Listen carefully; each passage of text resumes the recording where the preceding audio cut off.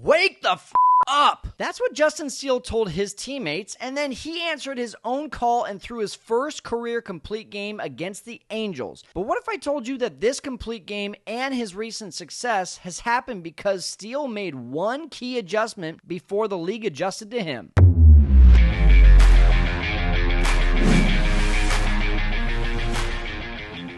As I make this video in July of 2024, Justin Steele is on a heater. This comes shortly after some surprising struggles earlier in the 2024 season, so I did some research to try to figure out what he did to change, and this led me down a rabbit hole of Justin Steele's entire career. Essentially, I discovered about 4 or 5 different versions of the Cubs ace that has led him to the newest version that we are seeing today. But before I show you all these versions, if you know someone that loves Justin Steele, send them this video. So the now 28-year-old, going back to when he was drafted out of high school, 2014, from Lucedale, Mississippi, which, by the way, population of just over 3,000 at the time, so basically the same size as Murphy's Bar after a night game win. His climb through the minors through the first few years was slow, as you might imagine for a teenager. He didn't reach high A Myrtle Beach until 2017 at the age of 21, but he put up stellar numbers in that season, a .292 ERA in 20 starts. But in 2018 and 2019, Steele made the jump to Double-A and had a lot of injury issues that raised a lot of question marks for the organization, and of course, with no minor league season in 2020, it seemed like the left-hander was no longer really part of the conversation for the Cubs. But in 21, the 25-year-old got a surprise call-up because of a COVID outbreak to a few members of the Cubs bullpen, and immediately we were introduced to Justin Steele version 1.0. That's through there, and his big league debut, he picks up a strikeout. Justin Steele, welcome to the big leagues. Steele worked primarily out of the bullpen in his first 11 games, and then he started his final 9 games of the 21 season. During that 20-game stretch, Steele struggled with his command and didn't really strike out enough batters to make up for the nearly 11% walk rate, but he still put up a pretty decent ERA at 4.26. Now, this version of Steele featured a 5-pitch mix where he only threw his four-seam fastball 45.4% of the time. Very different from the Steele that we know today. We'll go into that in a little bit. He also loved throwing the sinker during the 21 season at a 20.4% clip, and his slider and curveball were pretty much interchangeable as the third and fourth pitches, just over 15% of the time for each. Of course, he also had a changeup, but only used that 2% of the time. Now, this pitch mix is pretty well represented in his final start of 2021 against the Pirates. Now, in this game, he threw 7 shutout innings on just 76 pitches. And as you'll see on this graph, he threw the fastball less than half of the time, his sinker over a quarter of the time, and then he threw 16 curveballs and only 7 sliders. Despite a great end to the season, Steele struggled with slug all year long during his rookie campaign. Opponents slugged .437 against him, which primarily came from right-handed batters at a .494 clip. Then in 2022, we saw Justin Steele version 2.0 right away. This form of Steele appeared to be proactively trying to simplify his craft. In his first 2 starts of the season, Steele threw primarily four-seam fastballs and sliders. Sound familiar? And it went pretty well. In those 2 combined starts, he struck out 9 and only walked 3 while giving up 2 earned runs. But as the first couple months of the season wore on, you could tell he wasn't quite fully bought into the oversimplifying of things. Throughout the first 10 starts of the season, he would revert back to Steele 1.0, just like this game on May 15th in Arizona, where he threw 20 sinkers and 11 curveballs out of his 90 total pitches. In those first 10 starts of the 22 season, he had a rough 5.40 ERA and walked 23 batters in just 40 innings pitched. The command was still off, but the slug went down almost 100 points compared to 21 at just 344. But then it was one text message from a Cubs legend that made all the difference and introduced us to what I'm calling Justin Steele version 2.1.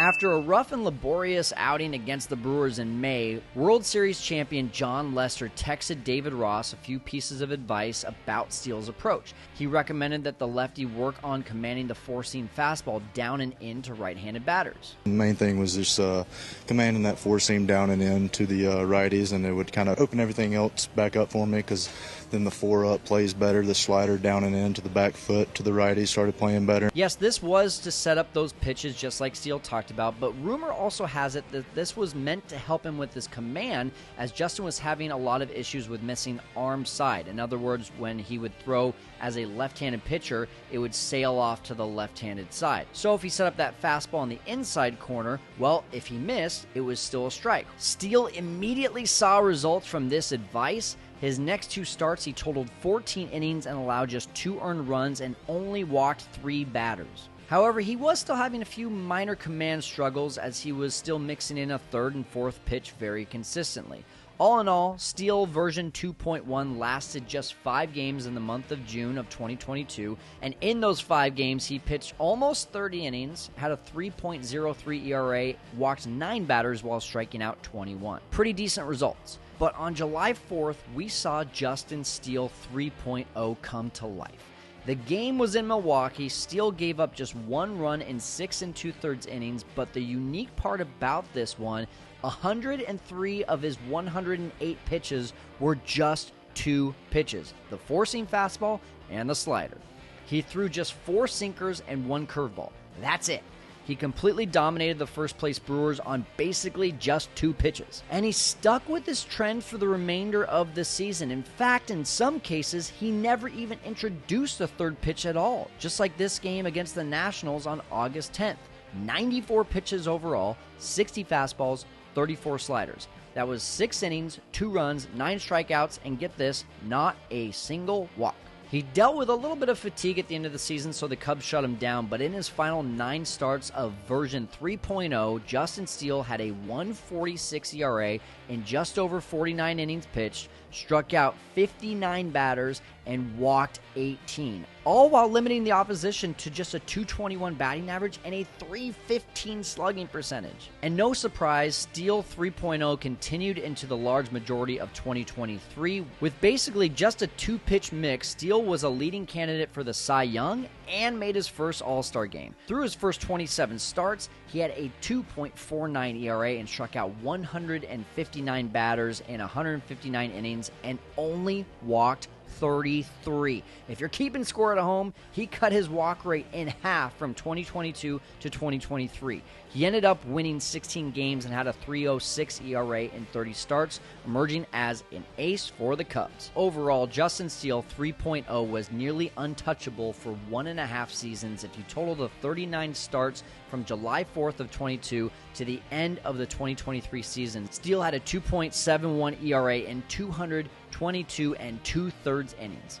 It was no wonder that Steele got the opening day nod for 2024, and version 3.0 was looking as sharp as ever until... The push bunt here, Steele gloved it and flipped it in time. Boy, a snow cone, and this is bad news. Steele is down. The Cubs ace was down with a strained hamstring for a month, but returned in May and threw 5 shutout innings against the Padres in his first game back, 68 pitches, and not surprisingly, only 5 were not a fastball or a slider. But in Steele's next start, he was touched up for 6 runs against the Pirates. It was his second straight poor start against Pittsburgh, dating back to September 23, something that not many teams can brag about. Then in the following start, Steele surprised a lot of fans. The lefty went back to Steele version 2.1, we'll call it. He threw a total of 88 pitches, but this time 19 of them, or just over 20% of the pitches, were not a fastball or slider.